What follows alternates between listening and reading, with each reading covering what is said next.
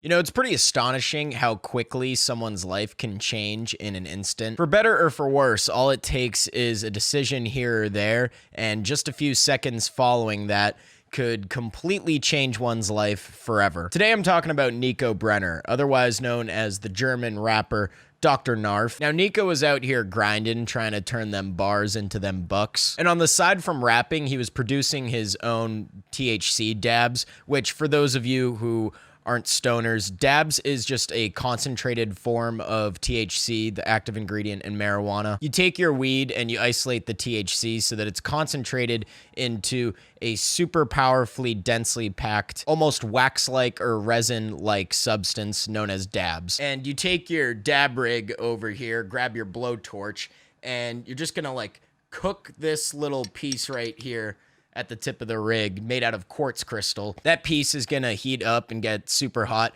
and that's when you take your little dab of wax or resin, whatever you want to call it, and dab it right into the quartz. It sounds complicated, it's really not, and if you're not a regular weed smoker, it might seem like crack cocaine compared to what you normally think of with weed, but it's really nothing super special or dangerous typically, and it's just a different way to ingest your THC. But our man Niko over here on the side of rapping was also producing his own dabs to resell, and that's when his laboratory fucking explodes, sending him into a coma where he would then go through 4 separate different strokes and wake up much later, where he realized that in order to survive this whole ordeal, the doctors needed to literally remove like 1/4 of his skull, leaving him looking like the modern day Phineas Gage. Phineas Gage, of course, be the famous person in psychology circles who was working on a railroad when a spike suddenly was launched through his skull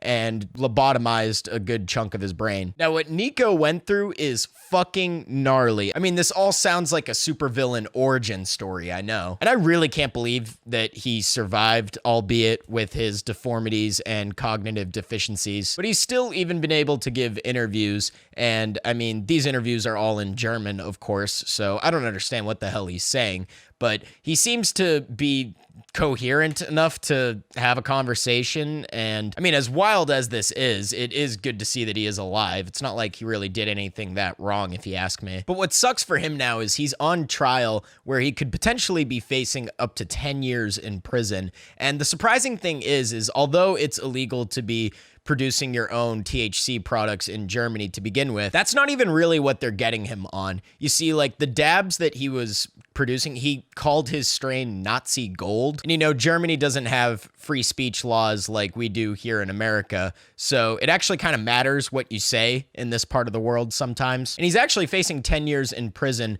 for glorifying Nazi history, and not even for the dabs, which is just super sad because I don't see any reason to believe that he actually might be some sort of Nazi sympathizer. He claims and is quoted saying that it was just some sort of like shocking, trendy-ish name to sort of like, you know, just move some product, catch people's attention type of thing. And his defense is trying to get him, you know, a reduced sentence to the minimum sentencing, which would be 5 years. But still, like 5 years to get your head fucking exploded and all over this Nazi gold bullshit really is incredible how much the human body is able to adapt and survive. I mean, he's missing a good chunk of that right hemisphere. But I imagine he does have a great opportunity to make some money working with different psychologists or scientists, because that was the whole thing with Phineas Gage from the past. Is Phineas Gage was actually one of the first like recorded cases of a direct link between cognition and the actual brain itself. Believe it or not, for most of human history,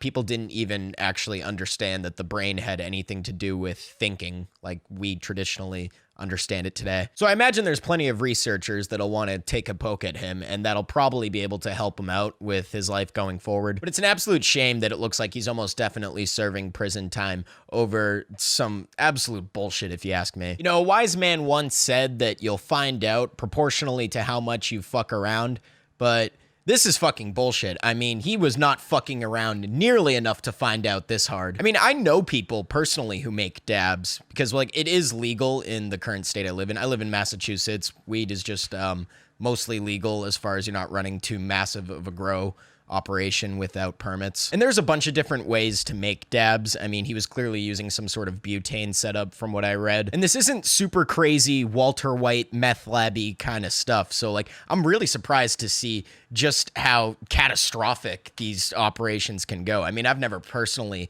made dabs, but it's a pretty common product you could definitely find all over across all the states here, legally or illegally. So it's a shame that Dr. Knarf, PhD, had to get humbled for whatever reason, and I do wish him the best in his recovery and prison time. Though, as much as I do feel for this guy, I found this story initially on YouTube, and the comments were pretty fucking hilarious, I'm not gonna lie. People were really going at him in the comments. They did my man Niko so dirty in these fucking comments, dude. Gotta give him some credit.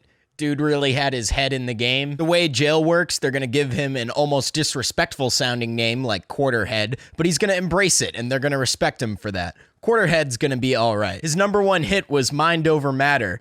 He was a head and shoulders above the competition. Looking at that picture of him really blew my mind. Poor guy, even after that, he still found himself headed to prison. Easily the best headline I've seen in years. The silver lining is now he can start every sentence with, "I'd have half a mind too." Like, yeah, it's a shame. I almost feel bad for laughing, but these are some pretty good puns. You know, I like puns. But I am wishing Niko a speedy recovery, and hey, you know, this is why you don't sell drugs, kids.